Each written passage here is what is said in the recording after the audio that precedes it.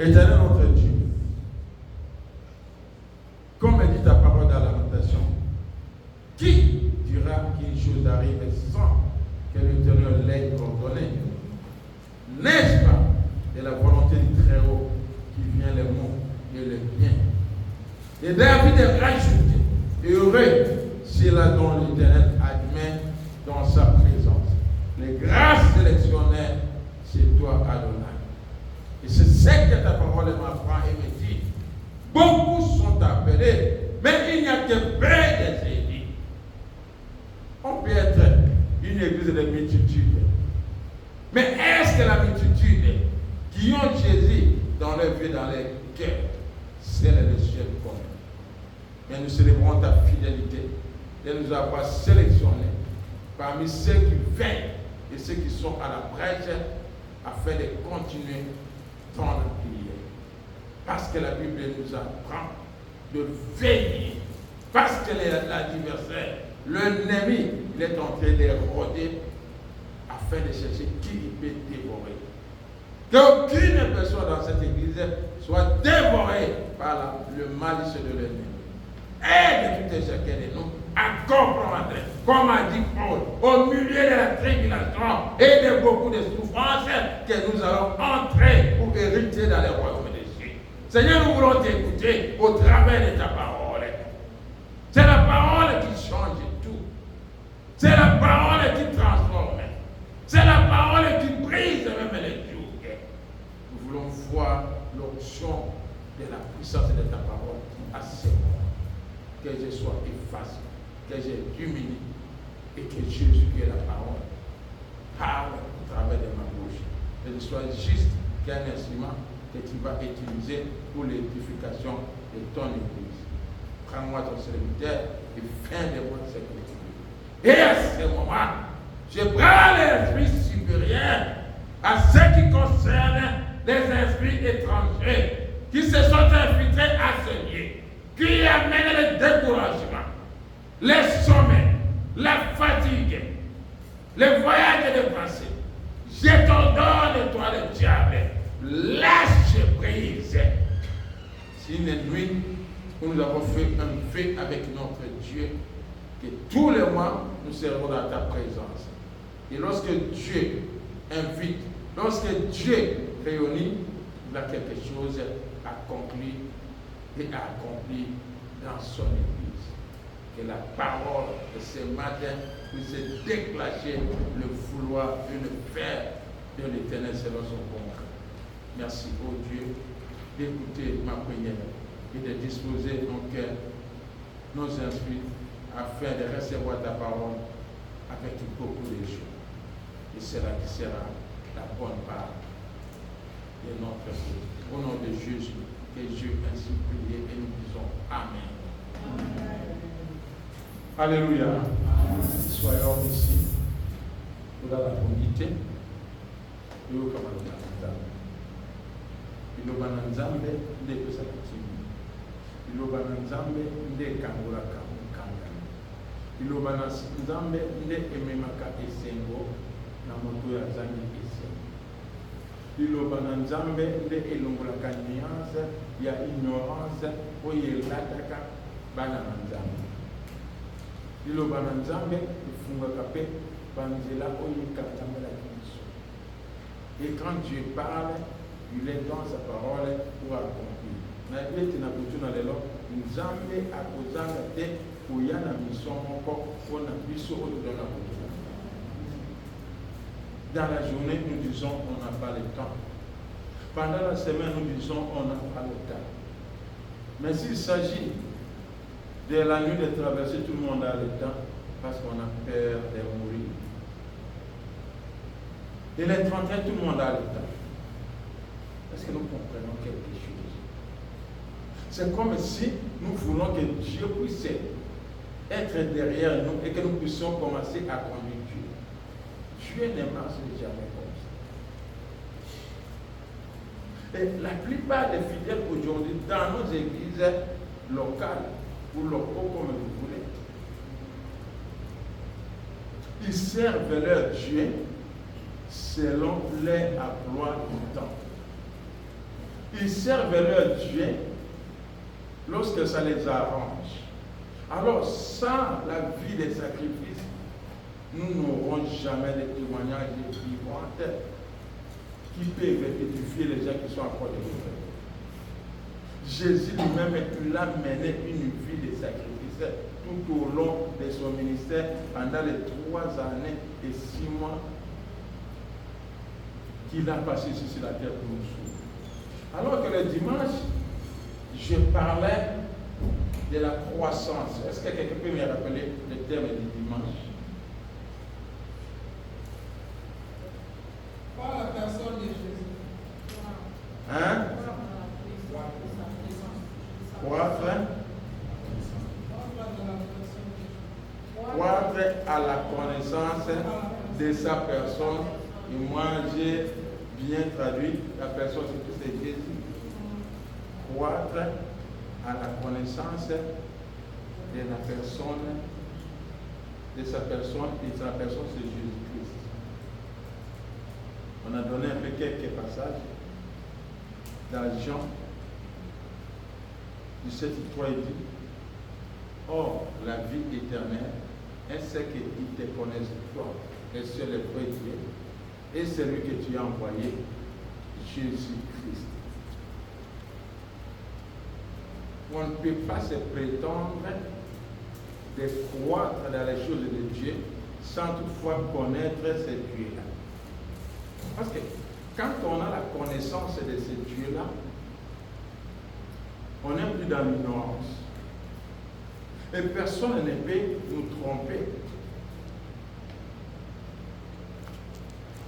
Et tout ce que Jésus et son souhait de Dieu est que nous puissions connaître qui est ce Dieu-là. Vous remarquerez même Paul. Il rentre dans une ville,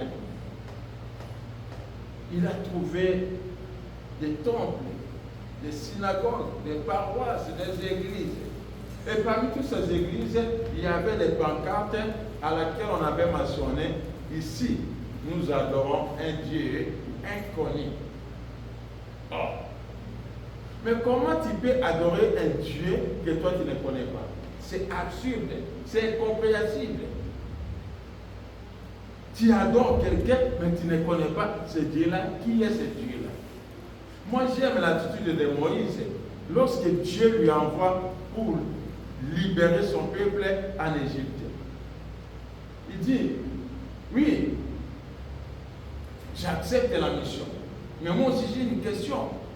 Si les gens-là à laquelle tu m'envoies le libérer, s'ils me posent la question, tu es mandaté et envoyé par qui?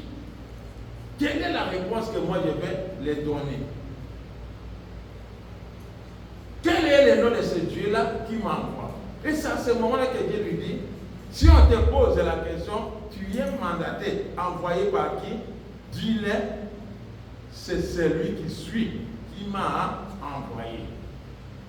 Ça dit, je suis partout. Je te mandate, mais toi tu es que juste un simple instrument.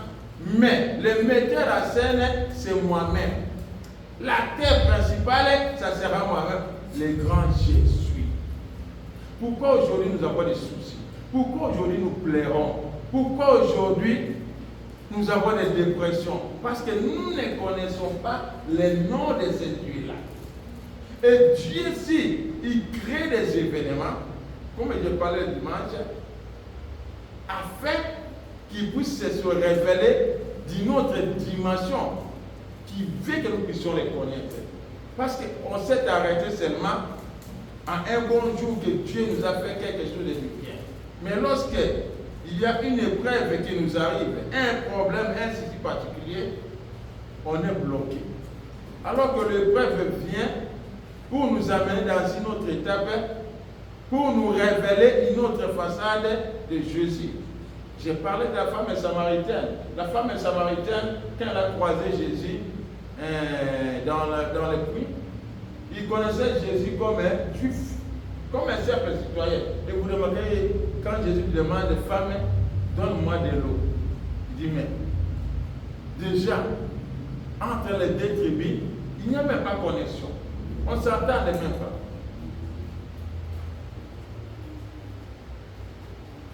Et Jésus commence à lui parler, à lui aborder. Et la femme elle commence à avoir une autre compréhension, une autre connaissance. Lorsque la femme lui dit, Jésus lui demande, va appeler ton mari. Il dit non, je n'ai pas de mari. Et Jésus lui dit non, tu n'as pas menti. Parce que le premier, ce n'était pas ton mari. Il commence à le citer. Même celui-là que tu es avec, commence à comprendre. Ah, les choses comme ça doit y avoir un prophète qui peut reconnaître les choses qui sont cachées. Il dit, mais je vois que tu es un prophète. Et il a découvert une autre facette, facette de Jésus-Christ. Et elle était même poussée à aller évangéliser, venez voir la personne qui m'a raconté toute ma vie. C'est-à-dire, Dieu connaît ton passé, Dieu connaît ton présent, et Dieu connaît le futur qui est au devant de toi. Alors, il faut avoir la connaissance de ce nom de ce Dieu. Ici, je disais, Abraham est l'acteur principal de ma prédication pour qu'on arrive à comprendre le chiffre 13. La première des choses, dans la parole de Dieu, dans Genèse chapitre 12, c'était raconte d'abord de Dieu avec Abraham, parce qu'il avait parlé aussi des chiffres. Et lorsque Dieu a rencontré Abraham pour lui dire de quitter son pays et aller dans une autre contrée. Abraham avait quel âge? T'as-tu vu le même? Non. Hein, papa? Abraham avait 75 ans. Est-ce que vous pouvez lire un peu dans Genèse, chapitre 12, verset 1er, si ma mémoire fonctionne bien.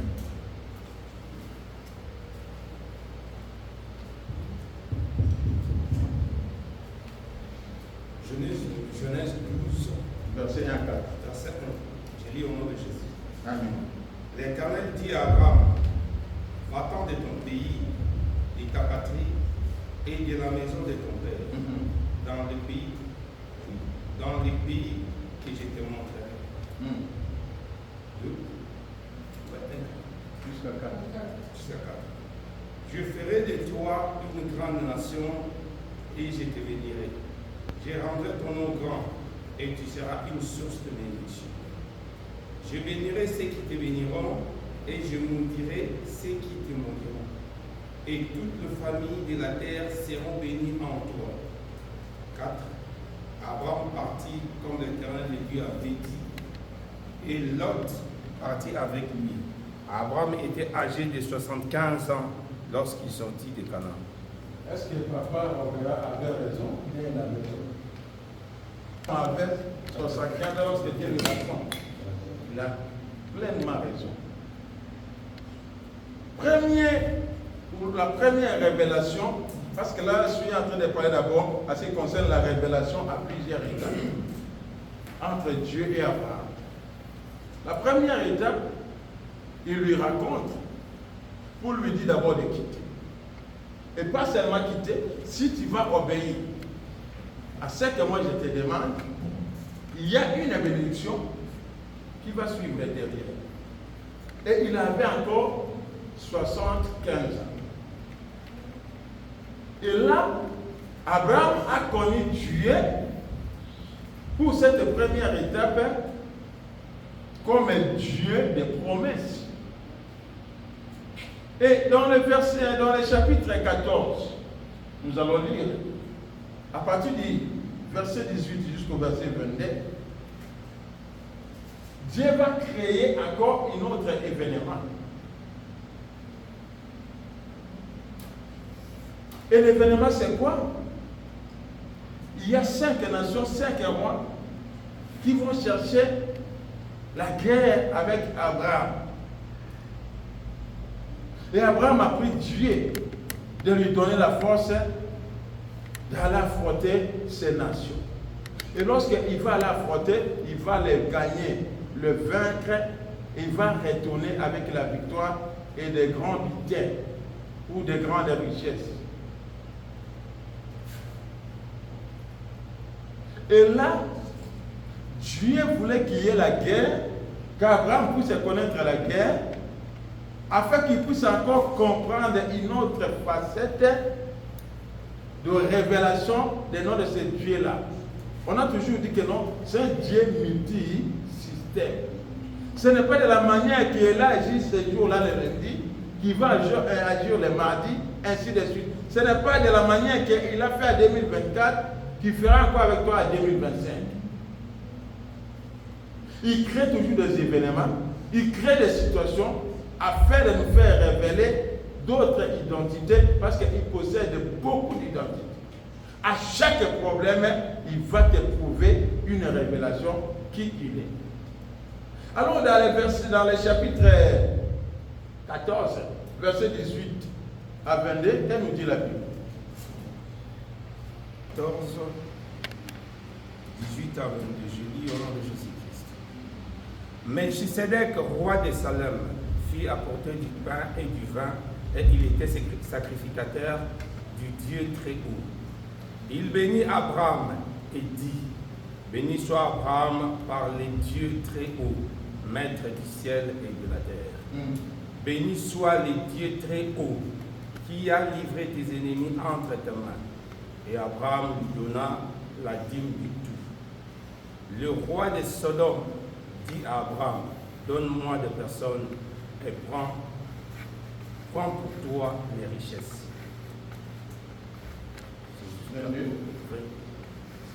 Abraham répondit au roi de Sodome, je lève la main vers l'Éternel, les dieux très hauts, maître du ciel et de la terre. Là, auparavant, Abraham ne connaissait pas. Mais après avoir la révélation au travers de Melchisedec, que la Bible dit, cet homme, il n'a ni père, ni mère, ni généalogie. Ça dit c'était Dieu, c'était la visitation de Dieu lui-même. Et dans ce verset 20, qu'est-ce que lui il parle? Verset 18 plutôt. Melchisedec, roi de Salem, fit apporter du vin et du vin. Il était sacrificateur, dit Dieu très haut. Et il bénit Abraham et dit, béni soit Abraham par le Dieu très haut, maître du ciel et de la terre. Béni soit le Dieu très haut qui a livré tes ennemis entre tes mains. Et Abraham lui donna la dîme de tout. Le roi de Sodome dit à Abraham, donne-moi les personnes et prends pour toi les richesses. Abraham a répondu au roi de Sodome, et fais quoi? Et lève la main vers l'Éternel, le Dieu très haut, maître du ciel et de la terre. Auparavant, ils ne connaissaient pas les noms du Dieu très haut. Ça dit, c'est le Dieu qui combat nos ennemis. C'est le Dieu qui sait comment il peut nous faire échapper pour les gens qui nous cherchent ou qui nous souhaitent que le malheur. Mais auparavant, il n'appelait pas le Dieu très haut. Mais lorsqu'il a levé les mains, je lève la main au nom du Dieu très haut. Parce qu'il a eu une révélation. S'il n'y avait pas la guerre contre ces 5 nations, contre ces 5 rois, et Abraham ne pouvait pas avoir la nouvelle révélation que non, Dieu n'est pas seulement Dieu des racontes, il n'est pas seulement le Dieu des promesses, mais il est aussi le Dieu qui combat nos combats. Il est le Dieu qui nous accorde des victoires à face de nos ennemis. Et depuis ce jour-là, il commence à jurer les dieux très hauts. Les dieux très hauts, c'est-à-dire les dieux qui voient tout, les dieux qui connaissent tout, et les dieux qui est capable de chaque problème. Il ne s'arrête pas là. Parce que dans les étapes de la révélation, première, il va rencontrer Dieu et Dieu va lui donner des promesses. Et lui s'arrête à croire que non, c'est un Dieu qui est capable de visiter. C'est un Dieu qui peut aussi promettre. Mais Dieu voulait qu'Abraham puisse connaître beaucoup de ses facettes. Et pour qu'il puisse les comprendre, Dieu va toujours créer des situations pour se révéler dans la vie d'Abraham. Parce qu'il lui avait promis. Et tant que la promesse n'est pas encore au rendez-vous, Dieu va continuer à se révéler. Et dans le chapitre 15, à partir du verset 1er, Dieu va encore visiter Abraham. Pour qui va le visiter? Parce qu'Abraham, après avoir gagné la guerre, gagné 5 nations, gagné 5 rois, il avait pris tout ce qu'ils avaient, tout ce que ces nations possédaient comme richesse. Il va ramener. Il va prendre son enveloppe, sa famille, et le ramener. Et après, Abraham a commencé à avoir peur. Est-ce que les 5 rois-là, et les richesses que moi j'ai amenées, ils ne vont pas venir m'attaquer? Et Dieu qui voit tout, le maître du ciel et de la terre, il a vu la peur envahir le cœur d'Abraham. Il dit, Abraham croit que moi je suis seulement le Dieu de rencontre, le Dieu des promesses et le Dieu qui combat les ennemis. Jésus aussi le Dieu qui garde et qui protège. Et là, Dieu va se révéler à Abraham comme Dieu son bouclier. Tu peux lire Genèse chapitre 15, à partir du verset 1er. Dieu comme un bouclier. C'est-à-dire, la protection que nous cherchons à gauche et à droite, des fois Dieu va créer un problème, que les gens te haïssent, qu'il y ait la haine, que les gens te détestent, que les gens te menacent, que les gens rentrent dans des loges maçonniques, dans des maisons de fétiches, ils ramènent ton nom, ils ramènent peut-être un bout de tes vêtements, ils ramènent peut-être les bouts de tes cheveux, mais bien aimé, sache que celui qui garde son peuple, qui garde Israël, il ne dort et ne somnole, c'est notre bouclier. C'est-à-dire, tous les traits de l'ennemi, toutes les flèches invisibles, comme parle Psaume de David, dans le chapitre 94, qu'il y a des flèches qui marchent à plein midi. C'est-à-dire, il y a des choses, tu n'as jamais vu, tu as bien dormi, tu te réveilles le matin, ton joue qui gonfle. Tu as bien dormi, passé la nuit, tu te réveilles le matin, tu n'arrives plus à soulever ton pied. Tu as bien passé ta nuit, tu te réveilles le matin, les dos, mais d'où est venu? Il y a des flèches de l'ennemi. Des fois tu es dans un arébus, il y avait des pièges. Tu es au travail, il y a des pièges. Mais Dieu, lorsque tu te croises avec des problèmes comme ça, comment j'ai bien dormi, je n'avais pas les maux de ventre, je n'avais pas les maux de tête. Ça dit Dieu veut que tu puisses lui chercher, lui évoquer, et qu'il puisse se manifester au travers de cette attaque, de cette maladie, que c'est moi qui protège. Il peut t'attaquer, mais quand moi je t'attends de ma protection, rien ne peut t'arriver. Genèse 15, premier verset, nous lisons au nom de Jésus-Christ. Après cet événement, la parole de l'Éternel fut adressée à Abraham dans une vision, et il dit, Abraham, ne crains point, je suis ton bouclier et ta récompense sera très grande.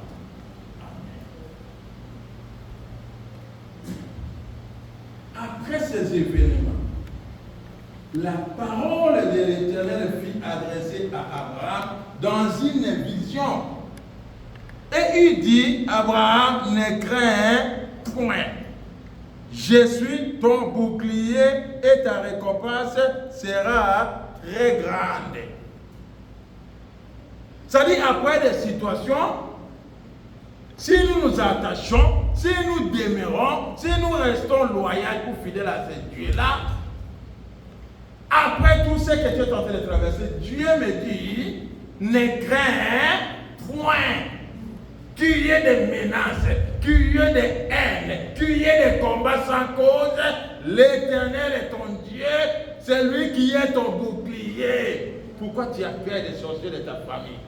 Pourquoi tu as peur de ton oncle? Pourquoi tu as peur de ta tata? C'est elle. Ça, c'est donner l'avantage à l'ennemi pour rien. Alors que l'apôtre Paul nous dit, ne donnez jamais de l'accès à l'ennemi. Dieu est notre protecteur. Nous n'avons rien à craindre que les gens nous menacent, que les gens parlent de nous. Mais celui qui nous protège, lui ne donne son ordre. Parce qu'il a vu le cœur d'Abraham être envahi par la paix. Pourquoi tu as peur de cette situation? Tu crains quoi? Et Dieu te déclare ce matin, il est ton bouclier. Ça, c'est la troisième révélation ou facette que Dieu se révèle à son serviteur Abraham. Il lui a rencontré, après avoir le rencontré, il lui a promis, après avoir le promettre, il lui a accordé la victoire à contre de ses ennemis, après avoir lui donné la victoire, la paix a envahi, il ne savait pas, ça va venir d'où. Je ne sais pas dans quelle situation tu as peur. Est-ce qu'on va me régulariser? Est-ce que j'aurai des papiers? Est-ce que je vais me marier? Est-ce que j'aurai un logement? Tu en auras. Arrête de craindre.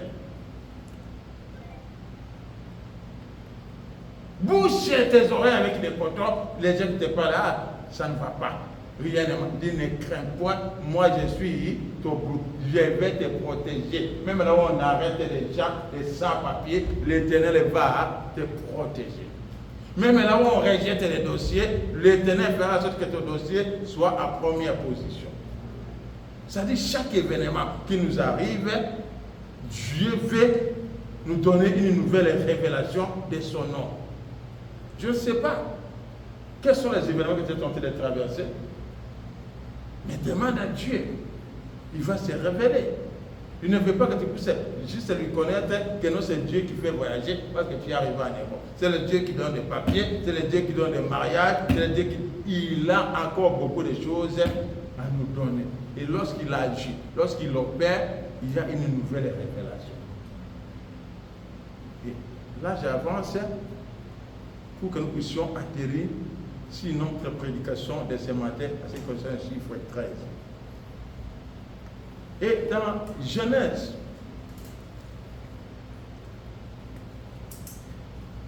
chapitre 16, verset 7, Dieu va encore nous donner le deuxième âge qu'Abraham possédait.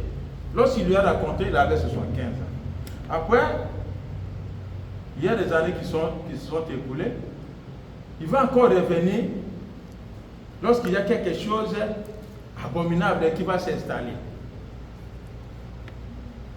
Genèse 16, 7. Qu'est-ce que la Bible nous dit? Genèse 16, 7. Abraham était âgé de 86 ans. Lorsque quoi? Lorsque Agar enfanta Ismaël à Abraham. Ah!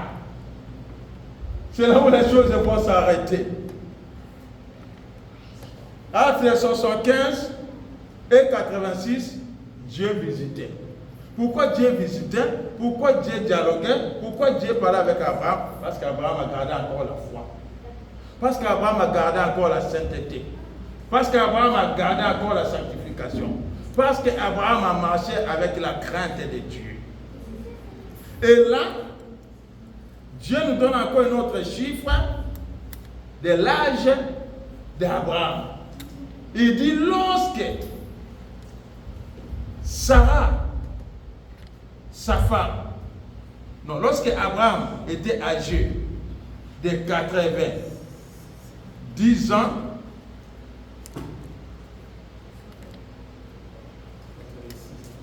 « 86 ans plutôt, 86 ans, lorsque Agar enfanta Ismaël à Abraham.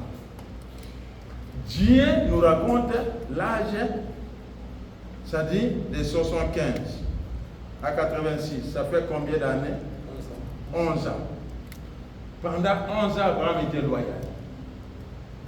Abraham a été fidèle. Abraham a croyé encore à la promesse. Mais, lorsque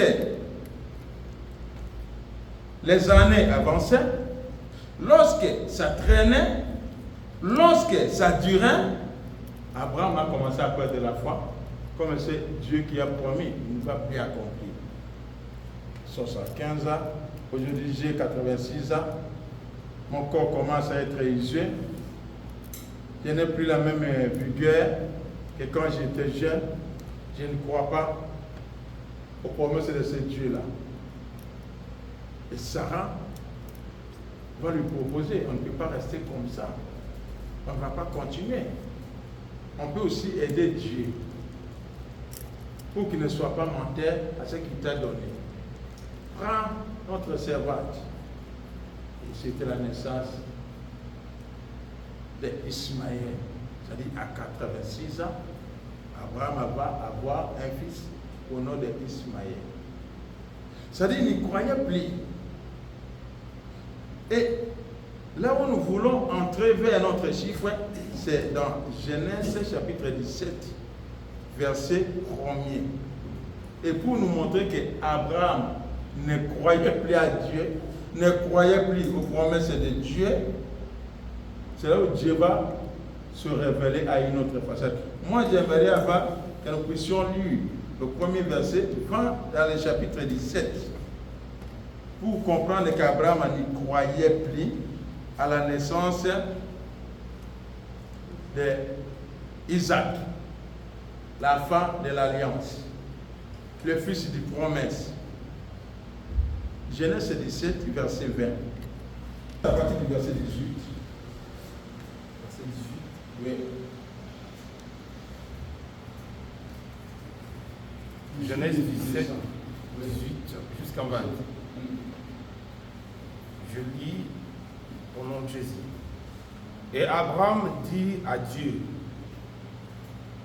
ô qu'Ismaël vive devant ta face. Dieu dit certainement Sarah, ta femme t'enfantera un fils et tu l'appelleras du nom d'Isaac. J'établirai mon alliance avec lui comme une alliance perpétuelle pour sa postérité après lui. À l'égard d'Ismaël, j'ai été exaucé, voici je le bénirai, je le rendrai fécond et je le multiplierai à l'infini. Il engendrera 12 princes et je ferai de lui une grande nation. 18. Abraham a dit à Dieu, oh, qu'Ismaël vive devant ta face. Hein? Parce qu'il n'y croyait plus, parce que là, à partir du verset 1er du chapitre 17, Dieu revient parce qu'il a vu qu'il n'y croyait plus. Il a adopté les plans B, c'est-à-dire faire plaisir à la chair. Adopter la voie des hommes, au lieu de rester fidèle à la voie de Dieu. C'est pourquoi dans le chapitre 17, à partir du premier verset, la Bible dit ceci. Lorsque Abraham fut âgé de 90 ans, et 99 ans plus tôt, l'Éternel apparaît à Abraham et lui dit, je suis le Dieu Tout-Puissant, marche devant ma face et sois intègre.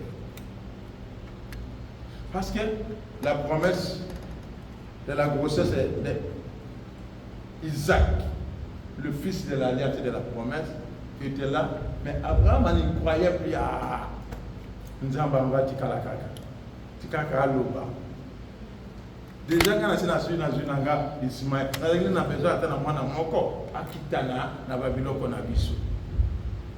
Makamazolo Barana, depuis à la Kakikutu, dans la 75 ans, et qu'on qui s'en va Kalelo, Django Yoki, dans le verset 18, il dit, oh, qu'Ismaël vive de bâton. Ça dit, même si tu me donnes ces promesses-là, qu'il y aura une affaire de l'alliance, mais c'est lui-là que moi j'ai déjà à main, que je vis. Qu'il vive, qu'il ne meurt pas. Et Dieu va lui dire, Abraham, parce qu'il regarde de l'intérieur, il voit tout. Il a vu que non, il y a beaucoup de choses qui se sont installées dans la vie d'Abraham. Et il revient avec la 4e révélation, je suis le Dieu tout-puissant. Et il nous donne que non, il avait 99 ans. Ça dit, depuis 86 ans jusqu'à 89 ans, il n'y avait aucune révélation. Pourquoi? Qu'est-ce qui s'est passé pendant ces 13 années dans la vie d'Abraham et son Dieu? C'est là où nous voulons rentrer dans notre prédication des chiffres 13. Le chiffre 13, c'est-à-dire de 86 à 89, lorsqu'on compte les années de silence, où Dieu ne se révélait plus, ne parlait plus à Abraham. Alors, quelles sont les choses qui se sont passées dans la vie d'Abraham?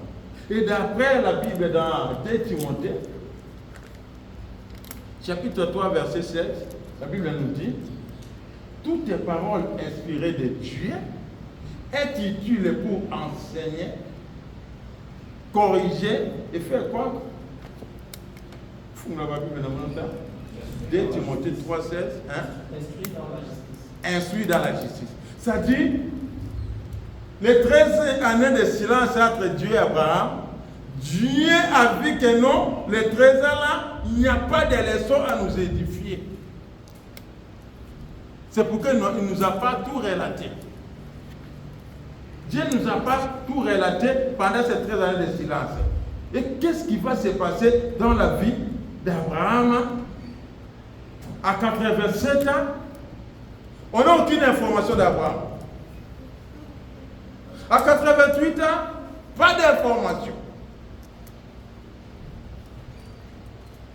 À 89 ans, pas d'information. À 90 ans, Néa. Dieu ne lui parle plus. Est-ce que ça ne peut pas être un autre cas? Parce que des fois on dit, Dieu, tu ne vois pas ma situation là? Dieu, tu ne regardes pas cet opprobre extrême, honte extrême. Et pendant ce silence-là, est-ce qu'il n'y a pas quelque chose qui s'est installé pour éloigner Dieu de la promesse qu'il t'a donnée? Parce que ça a mis beaucoup de temps. Parce que Dieu n'arrive plus à accomplir. Et beaucoup d'entre nous, nous avons cédé.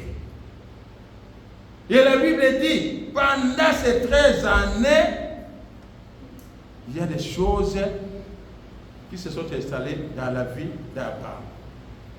Et selon, dans la vie générale, même en particulier, même selon le peuple hébraïque ou hébreu, comme vous voulez, le chiffre 13, pour les Hébreux, ça représente 3 choses. La première des choses que le chiffre 13 représente, manque de foi. La deuxième, l'apostasie. Vous savez, l'apostasie, c'est-à-dire, c'est que toi tu appelles le péché, mais aujourd'hui le monde va te convaincre que ça, ce n'est plus le péché. Ça, c'est normal. Et ce qui plaît à Dieu, c'est la foi. Et lorsqu'on a pris la foi, Dieu ne prend jamais plaisir à toi ou à ses promesses qu'il t'avait promis. Et la troisième chose dans le chiffre 13, c'est la rébellion, d'après le peuple hébreu. Manque de foi. Deuxième chose, l'apostasie. La troisième chose, c'est la rébellion. Et la plupart des chrétiens aujourd'hui, c'est ce qui nous arrive. C'est pourquoi Dieu s'est éloigné. Il ne veut plus se révéler. Parce que pendant cette période de 13 ans, on n'est qu'au début, à ce qui concerne les 13 ans,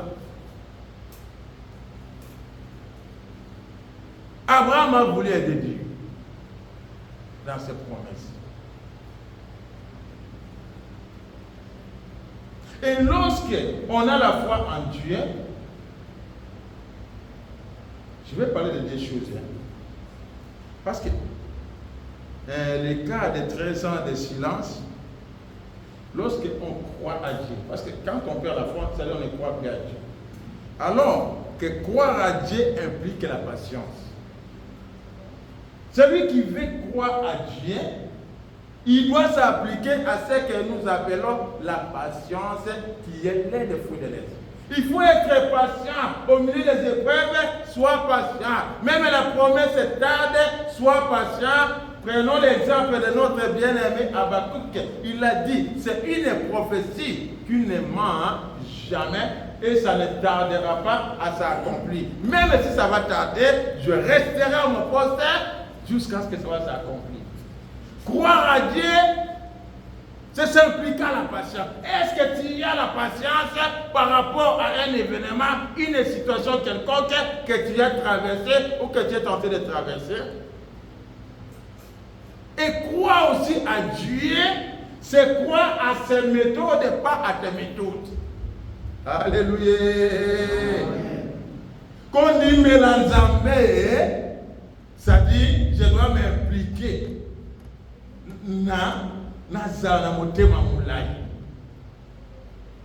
Et vous remarquez que non, la manque de foi qui était rentrée dans la promesse que Dieu avait promis à Abraham, il avait accepté la proposition de sa femme. C'est-à-dire qu'il ne croyait plus. Il ne croyait plus. On lui propose, il dit oui, ça va. Les méthodes de Dieu là, c'est les méthodes qui ne donnent pas de solutions rapides. On a trouvé notre méthode rapide. Et beaucoup de gens, ils se sont trouvés des méthodes rapides. Croire à Dieu, c'est impliquer à la patience. Croire à Dieu, c'est croire à ses méthodes. Ce n'est pas à tes méthodes ou à mes méthodes. Je donne juste un exemple banal. Pour le problème des papiers, je vais appliquer mon méthode à moi, c'est-à-dire chercher un homme qui a la nationalité et faire avec lui un bébé. J'aurai mes papiers facilement. Ou chercher une femme qui a la nationalité française, j'aurai, c'est-à-dire, ça c'est ton méthode à toi. Mais les méthodes que Dieu a voulu te bénir, ce n'est pas avec ces méthodes-là. Je peux donner encore un autre exemple. Je me suis retrouvé dans cette situation. Tellement les papiers diraient, un jour je vais chez mon médecin traitant, il me dit, mais tu as le problème de tension, je vais te prescrire un médicament. Il dit, ok, ainsi une occasion pour moi d'écrire la préfecture pour que je sois régularisé par rapport au problème de ma santé. Il dit, non, pas toi. C'est un ouragan. C'est une tempête, ça va passer. Je suis rentré dans ma famille. Tiens, soi-disant un païen, il m'interpelle. C'est-à-dire, j'ai commencé à chercher mon méthode à moi et Dieu a dit, pas ça, sois patient et implique-toi à la patience. Ne cherche pas tes méthodes qui vont t'arranger, qui vont plaire à la chair. Mais cherche les méthodes qui vont me plaire moi, Dieu. Croire à Dieu, avoir la foi, c'est s'impliquer à la patience dans tous les domaines. Et croire aussi à toutes les méthodes que Dieu va t'amener. Si ça va durer 20 ans, que ça dure. Si ça va durer 15 ans, que ça dure. Mais moi, je m'adhère aux méthodes. Mais c'est ce qu'Abraham a refusé. Il n'a pas voulu attendre Isaac. Il a trouvé chemin raccourci, Ismaël. Et même quand Dieu vient, pas lui. Lui n'est pas l'enfant de l'alliance. Lui n'est pas le fils de l'alliance. Il dit, oh, mais mon Dieu, qu'Ismaël vive devant toi. J'ai déjà eu un petit garçon. Je sais que oui, tu as dit ça va arriver. Même si ça n'arrive pas, mais d'abord lui, qui puisse être à bonne position. Et comme ça, nous forçons Dieu beaucoup à des choses. Nous devons nous appliquer aux méthodes de Dieu.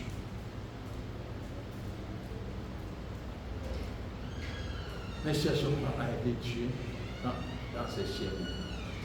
Laissons Dieu faire de nous ce qu'il veut. L'exemple en est à Jésus. Lui aussi, il a voulu que Jésus, Dieu s'implique à son méthode à lui. Lorsqu'il fait la prière dans le jardin de Gethsémani, il dit quoi? Papa, si ça te plaît. Mais là où moi j'aime, si c'est conditionné. Il a mis les conditions. Si ça te plaît, est-ce que tu peux éloigner cette coupe? Mais comme ça n'a pas pris à Dieu, il dit tu dois boire cette coupe. Et après avoir boire la coupe, Dieu dit, par son obéissance, d'accepter d'aller jusqu'à la mort de la croix. Son Père l'a élevé souverainement. C'est pourquoi il lui a donné le nom qui est au-dessus de tout nom, et tout genou fléchira, et toute langue confessera qu'il le sait. Lorsqu'on est patient, et quand Dieu, et le temps de Dieu arrive, la bénédiction arrive, c'est là où la parole de Dieu dit, la bénédiction de l'Éternel qui enrichit, et ne le fait suivre d'aucun chagrin. Ne cherche pas de bénédictions éphémères. Aujourd'hui tu es bien, aujourd'hui on va t'acclamer, aujourd'hui on va t'appeler mon président, aujourd'hui on va t'appeler, mais demain tu vas encore pleurer, tu vas encore réciter. Implique-toi aux méthodes de Dieu. Ne cherche pas tes méthodes à toi. Alléluia. Ne cherche pas à aider Dieu, il sait là où il t'amène.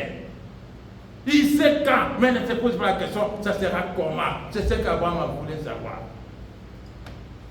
C'est pourquoi il y a eu très, parce que Dieu l'a vu, et lorsqu'il est venu, Abraham a continué à douter. Vous remarquerez, parce qu'on n'a pas le temps de trop lire, lorsque l'ange parle à Abraham, que même époque que nous sommes venus manger, boire. Lorsque nous allons revenir, nous allons trouver un petit garçon aussi, le fils de l'Alliance. Sarah se regarde, oh, mais je suis en ménopause, non? Il a rigolé le message. Et on lui demande, ta femme a fait quoi? Et Abraham aussi, non, elle n'a pas rigolé.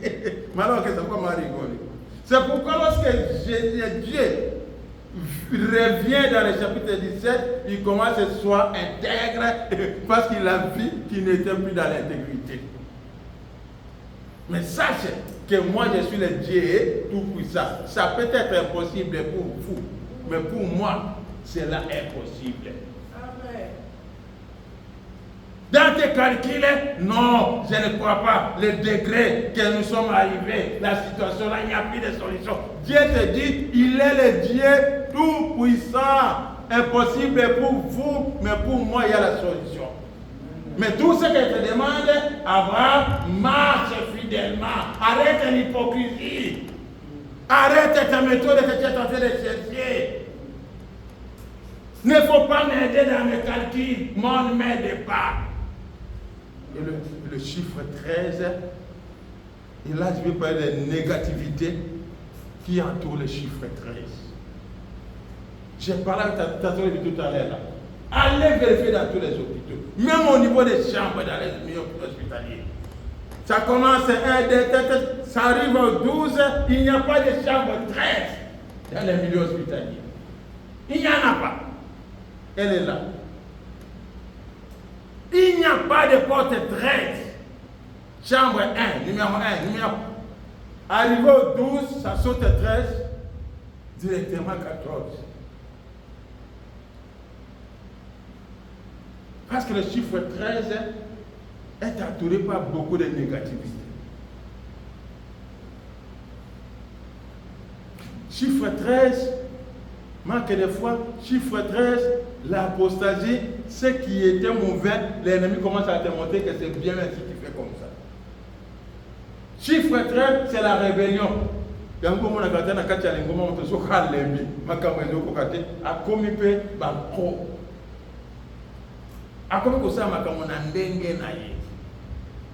Alors, la première des choses, parmi la négativité qui entoure le chiffre 13,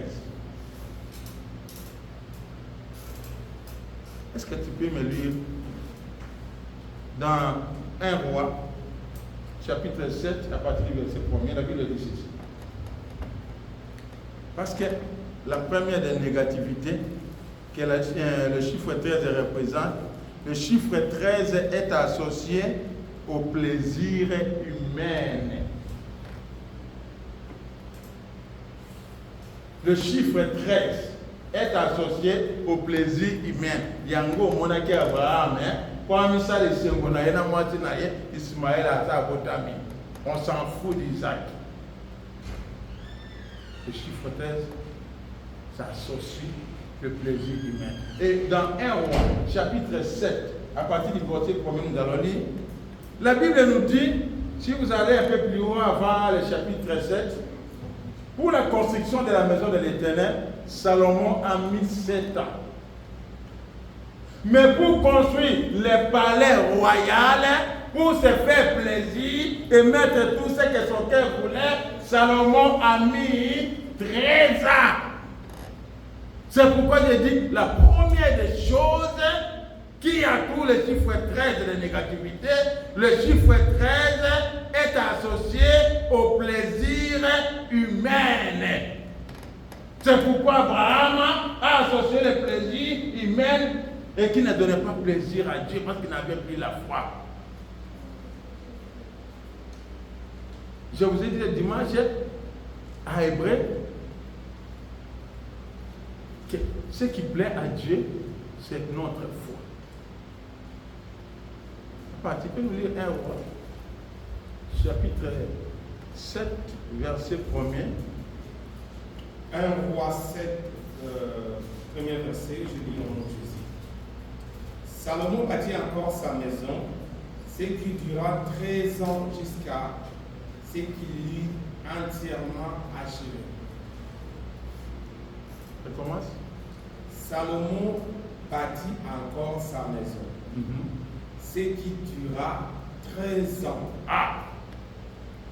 Mais si vous remontez un peu plus haut, lorsqu'il construisait la maison de Dieu, il a mis 7 ans. En 7 ans seulement, la maison est finie.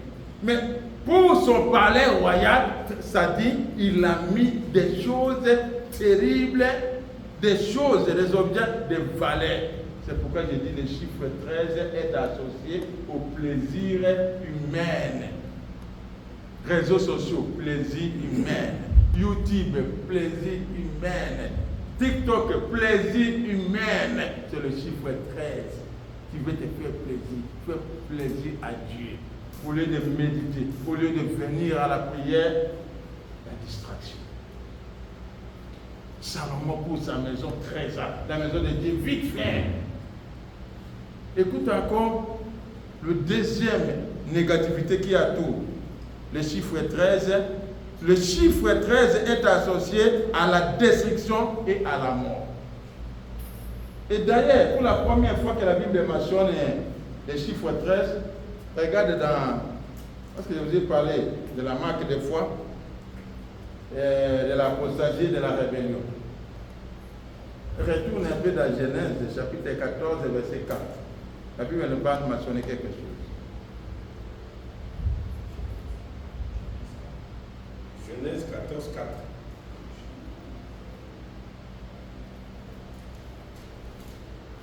Genèse 14, 4. Je lis au nom de Jésus. Pendant 12 ans, il avait été soumis à que de la mer. Et la 13e année. Ah! À la 13e année, il y a eu quoi? La 13e année, il s'était révolté. Quelle est la version? Non, dans la Louis II, texte original.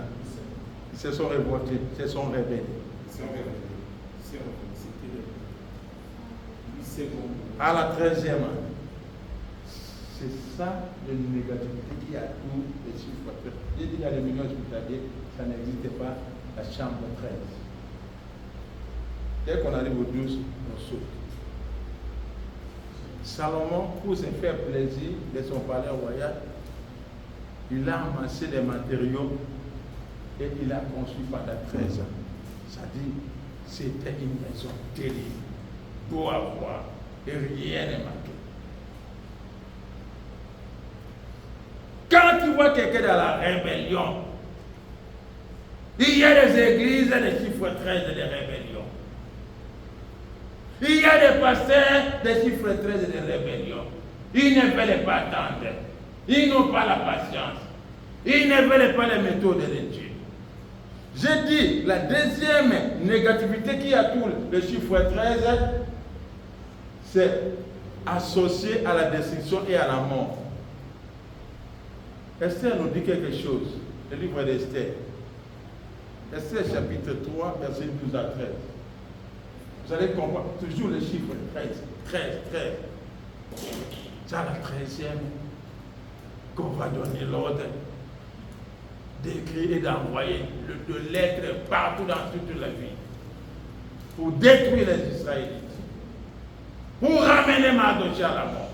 Tu peux lire Esther chapitre 3, verset 12 à 13. Ça, c'est la négativité Esther qui a tout le chiffre 13. Et le roi dit à Haman, l'argent t'est donné, et ce peuple aussi, fais-en ce que tu voudras. Les secrétaires du roi furent appelés les 13 jours du premier mois. Ah! Les 13 jours du premier mois va coûter le négativité des chiffres 13. Continuez. Elle en écrivit suivant tout ce qui fut ordonné par Haman, au satrape du roi et au gouverneur de chaque province et au chef de chaque peuple. À chaque province selon son écriture et à chaque peuple selon sa langue. Ce fut au nom du roi Assuérus qu'il l'on écrivit et on scella avec l'anneau du roi. C'était le 13e jour. Le 13e jour du chapeau. Une négativité qui a tous les chiffres 13. C'est associé aussi à la destruction et à la mort. Il y a encore une autre négativité qui a tous les chiffres 13. C'est pourquoi j'ai dit le chiffre 13, c'est le chiffre de plaisir humain. Lorsque tu arrives au chiffre 13, tu n'écouteras plus la voix de Dieu. Tu n'auras plus de révélations. Tu n'auras plus de méditation parce que l'apostasie, la manque de foi, la rébellion s'est installée dans ton cœur. Et Jésus aussi va encore parler les 13 choses qui suivent l'homme. On va les compter. Jésus aussi revient à son temps parce que tu te dis non, parce que ça ne peut pas être de l'Ancien Testament. Mais dans le temps de Jésus, préparez-vous, Marc, l'évangile de Marc, chapitre 7. Commençons à lecture à partir du verset 20 à 23. Jésus aussi, il vient. Quelles sont les choses qui suivaient l'homme? Il y en a 13. La négativité du chiffre 13. La négativité qui a tous les chiffres 13. Parce qu'Abraham, 13 ans de silence, Dieu ne lui visitait plus, ne lui parlait plus, parce que la marque de la foi s'est installée, l'apostasie s'est installée. Il ne voulait plus s'impliquer à la méthode de Dieu, mais il a créé cette méthode à lui. Mais Jésus revient aussi dans son temps. Il dit il y a 13 choses qui suivent l'homme. Ce n'est pas ce qui rentre dans l'homme, mais il y a 13 choses. Marc chapitre 7, versets 20 à 23. Qu'elle nous dit la Bible? Marc 7, là. Chapitre 7. Oui. 20 à 23. Je lis au nom de Jésus. Il dit encore, ce qui sort de l'homme, c'est ce qui suit l'homme. Car c'est du dedans, c'est du cœur des hommes. Il y a d'autres les 13 choses qui suivent l'homme. Et chacun va s'observer si à toi il y a ces 13 choses, ou parmi ces 13, il y a un qui se trouve, tu dois te débarrasser. Quelles sont les 13 choses qui suivent l'homme? La lecture. Car c'est du dedans, C'est du cœur des hommes que sortent les mauvaises pensées. La première des choses qui suit l'homme, des mauvaises pensées. Rachel a raté lamba na ye, yo makanisi mabe, et lamba ango batongeli on dirait boubou ya ba éléphant. Il dit la première des choses qui suit l'homme, des mauvaises pensées. Quelles sont les mauvaises pensées que tu as vis-à-vis de celui qui est à côté de toi, de ton frère, de ta sœur? La première dit des mauvaises pensées. C'est numéro 1. Numéro 2, c'est quoi? Les adultères. Les adultères. 2. Troisième. Les impudicités. Les impudicités. 3. Le meurtre. Le meurtre babomi. 4. Les vols. Les vols. 5. Les cupidités. Les cupidités. 6. Le méchanceté. Le méchanceté. 7. La fraude. La fraude. 8. Les dérèglements. Le dérèglement. 9. Les regards envieux. Le regard envié. C'est combien? 10. La Total, il y a un nombre. 10, oui. La calomnie. La calomnie, 11. L'orgueil. L'orgueil, 12. La folie. La folie, 13. Est-ce qu'il y a plus? Continue à lecture. Toutes ces choses mauvaises sortent du dedans et suivent l'homme. Amen. Vous voyez le négatif du chiffre 13?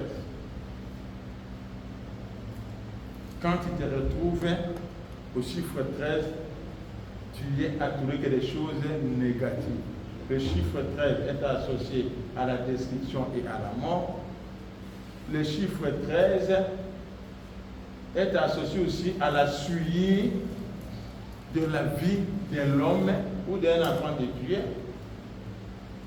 Le chiffre 13 est associé au plaisir humain. Lingapo sepelisa nzambe, komi sepelisa. Lingo sepelisa nzambe, ko sepelisa motu. Tango abama lukaki a sepelisa. Mwasi na ye. Ami sepelisa, il y a eu 13 années de silence. Tango Salomon alingaka ami sepelisa, ndako na ye azuta nyonso batia eloko na place nango 13 ans. Mais Yanzambe 7 ans. Vite fait. Abraham a perdu une vitesse spirituelle dans sa foi pendant 13 ans. Est-ce que ce n'est pas notre cas? Qu'as-tu perdu dans ta foi? Le temps que tu as mis de silence avec Dieu, tu as aussi perdu beaucoup de choses. Avant que nous venions dans le monde, Dieu a dit avant que nous croyions à son nom, il a prononcé une bénédiction ou une promesse. Il n'était pas les prix, c'est pourquoi tu veux changer ta position. Il n'était pas les prix, tu as perdu le zèle. Il n'était pas les prix, tu as perdu ton premier amour. Si la Bible nous donne le livre et les années d'Abraham, c'est pour nous dire que non, il y a eu 13 ans où Dieu ne voulait plus d'Abraham. Il ne s'est révélé.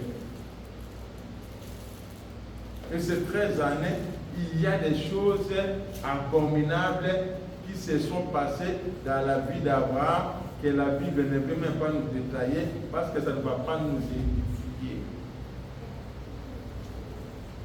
Tokola mwana na nzambe, tokola lingomba na nzambe, attendons le temps de Dieu. La Bible dit dans Nombre, je crois 23, 19, il n'est pas un fils de l'homme pour mentir ou changer ce qu'il a dit.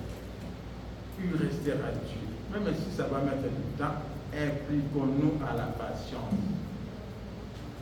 Même si le temps a écoulé, le moment où on voulait peut-être avoir la chose, impliquons-nous aux méthodes de Dieu. Lorsqu'on a la foi à Dieu, pas seulement avoir la foi ou attendre ce qu'il nous a promis, mais nous devons aussi nous impliquer à ces méthodes. Nous devons nous impliquer à la patience. Et voilà les 13 chiffres ou de négativité qui entourent le chiffre 13. Et moi, je ne pouvais pas te parler des images et nous ai promis de parler. Jésus est béni, il a dit ces 13 choses qui suivent l'homme. Esther nous dit, le chiffre 13, c'est un chiffre qui est associé à la destruction et à la mort. C'est-à-dire, quand tu te retrouves à 7 ans, tu peux te détruire ou ça risque de te ramener à la mort. Heureusement, Abraham, Dieu lui a aimé, mais il avait perdu sa foi. Même si nous disons, Abraham c'est le père de la foi, mais 13 ans, il avait perdu la foi. Il était déséquilibré. Ne sois pas comme Abraham. Croyons de quoi Dieu est capable de nous faire. Nous voulons prier. Dieu a besoin de se révéler. Au milieu de tes problèmes, Dieu va se révéler. Je ne sais pas quel problème tu traverses, tu ne sais pas quel moment tu traverses, mais Dieu crée ce problème afin de nous apprendre ses capacités, de nous révéler qui il est pour nous. Même quand on dit d'adorer Dieu, ce n'est pas quand les frères chantent ici, ce n'est pas quand la musique joue, mais dit qui il est. Qu'est-ce qu'il fait pour... C'est ça l'adoration. Quand on dit adorer, ah Seigneur, je sais, même si aujourd'hui je n'ai pas encore réussi, je sais que le dernier mot t'appartient. Même si personne ne te comprend pas, il dit Seigneur, je sais, c'est toi qui me comprends le mieux que ce qui m'entoure. Tu n'as pas besoin que les gens te comprennent. Tu n'as pas besoin que le monde te comprenne. Il est le seul qui nous comprenne mieux que ceux-là qui nous entourent. Lui, il regarde dans nos cœurs. Mais le monde nous regarde à l'extérieur. La personne de se révéler au milieu de nos problèmes. Il ne veut pas que tu puisses être focalisé à un bienfait qu'il a fait. Quand il te crée un problème, sache que non, il va encore se révéler. Israël, Dieu voulait qu'il puisse reconnaître qu'il est aussi Dieu qui guérit. Il les a envoyés un serpent qui les a mordis tous. Mais lorsqu'il a dit à Moïse de faire un bâton et de le lever comme un serpent des reins, et la Bible dit, tout celui qui va regarder, il aura la guérison de sa morsure. Il a juste voulu qu'Israël puisse connaître que non, il n'est pas seulement le Dieu qui châtie, mais il est aussi le Dieu qui guérit. Dans Acte 14, quand Paul, on lui menaçait, Dieu a permis qu'on puisse lui révéler ce qu'on voulait lui faire comme les mains. Mais après, toujours dans ce même chapitre, Dieu a permis que le deuxième complot qui puisse atteindre Paul, les maltraiter, les tabasser, jusqu'à le laisser demi-mort. Et Dieu lui a révélé. Il a voulu s'apprendre à Paul. Je ne suis pas seulement le Dieu qui révèle les secrets des ennemis, je suis aussi le Dieu qui relève. Je suis le Dieu qui console. On est le regard de ça. Ce qu'on a vendu bien, mais tout là. On dit bien qu'il dit que Nangaï. Na komi comme on a na komi ngamabe, na komi ko sepena na komi na ngomala. Na komi on peut se révéler et belé. Quand na mangomo comme on a, ce qui passe l'équipe. likambo alukaki ezokoma ezokokisama te azongeli mpe mokili azongeli mpenza mpe mokili okuti ye mpe akomi mpe kodefendre eloko ye moko atelemelaki akomi kodefendre lisumu oyo ye moko atelemelaki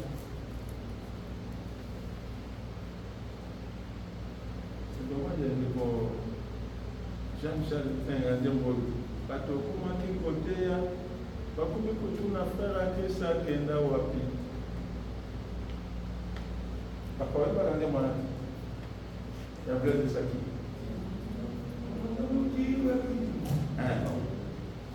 mondimo ozali wapi motema papa eza kobeta lisengo oyo mokili ebungiselinga mwana azala akenda oza bayimbelo ya matemo lamuka akondela lamuka asambela mondi mokei wapi motema papa eza kobeta lisengo ya mokili ekumbelinga mwana nango akenda batakomaki koteya bakomi kotuna frère pesaki malosango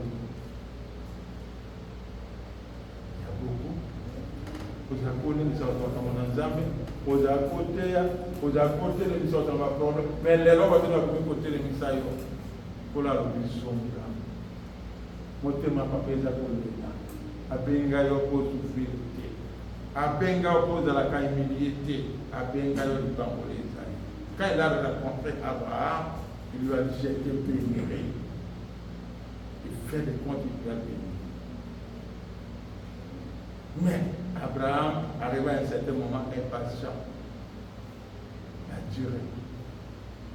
Il ne vient jamais en retard, il ne vient jamais en avance, mais Dieu vient au moment fixé et au temps opportun.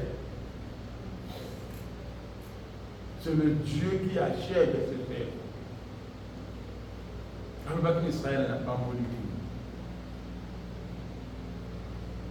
Où y a Israël? Nganta mena kolakela. Ce qu'on a dit na kanda ya Esther.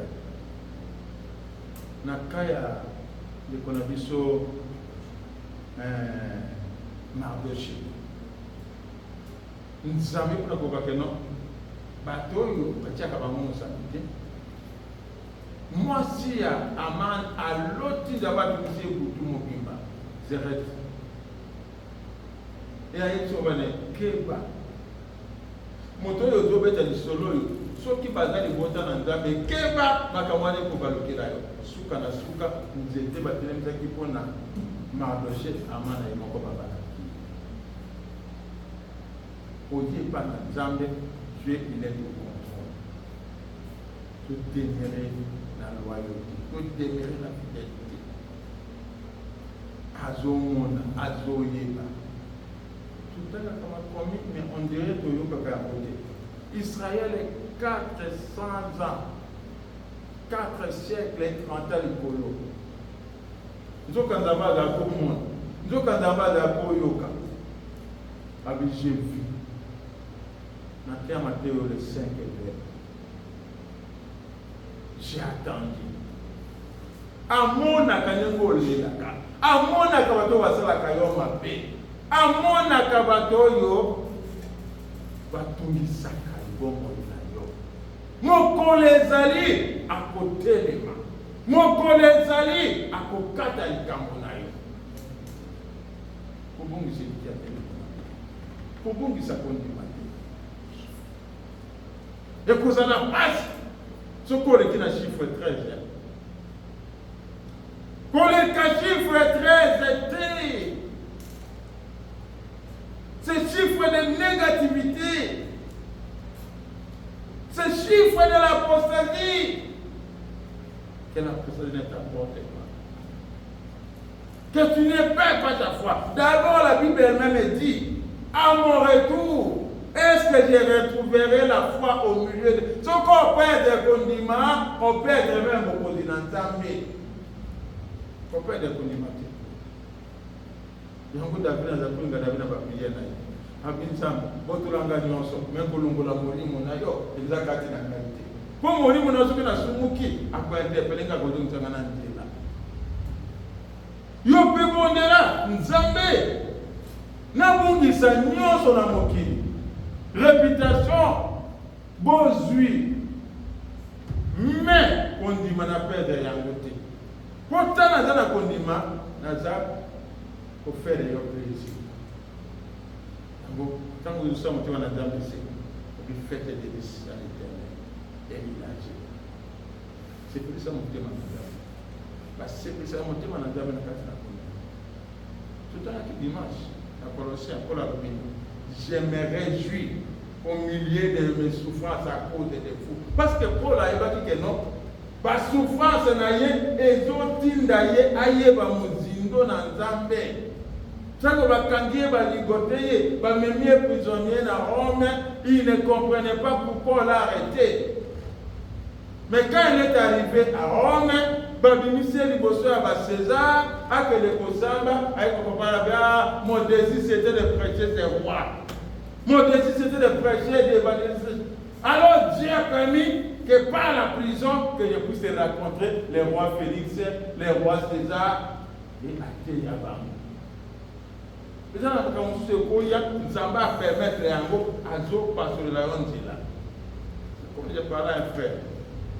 On dit, on dit la vie. Les gens qui ont dit que Nzamba c'est un yo za la canal kaka ya bénédiction. Mais yé azokene na héritage bana l'Israël azokene na destinée na bango na héritage na bango bakomi na bilo babengi Sukot déjà na exode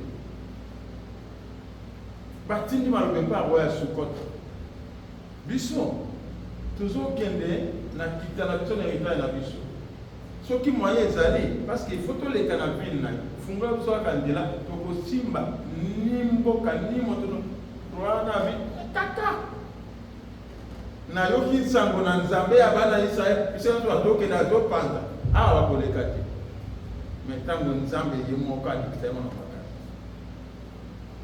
soki nzambe ajimi ya moto moko na nzela na yopambola epambola ye eza te ke vi na ye akodepande na ye mais ye asa moto azoleka na bilaka na ye Alléluia. Maintenant, ça a coupé un témoignage à l'époque. À quel niveau nous pouvons tout faire sur les mêmes. Le pendant ça, au lieu, parce que c'est mon habité pour tout à gagner. Il faut t'accaper pourquoi. À quand ça qui voulait mon pour moi, ça qui l'a gagné. À quand ça qui voulait moi.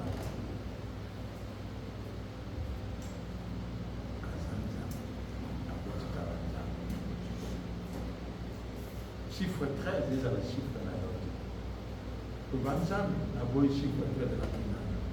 Na pembate, na lemba na kondimate, na luka méthode na likambo yanga mokote, na mitiki na maboko na yo, tambwisanga na nzelo yo. Mais à la fin, quand il nous a mis dans la raison, biso, tika na bakamba. Parce kolela minyoko mitungisi maladi d'abord ça c'est la peine c'est la attends le temps de Dieu car ça sonne na mokileli nelingate et koko kisamba okomona ta moto moko kana kite ayeba pamboli ote ayebe kaka fungo na somoko vina opesha. Amen. Tout est bon.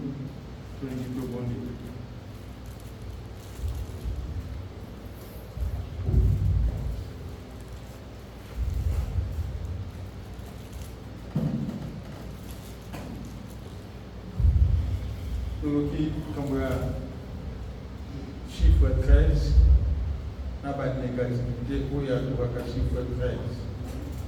Alors, il faut y avoir un moto, 13.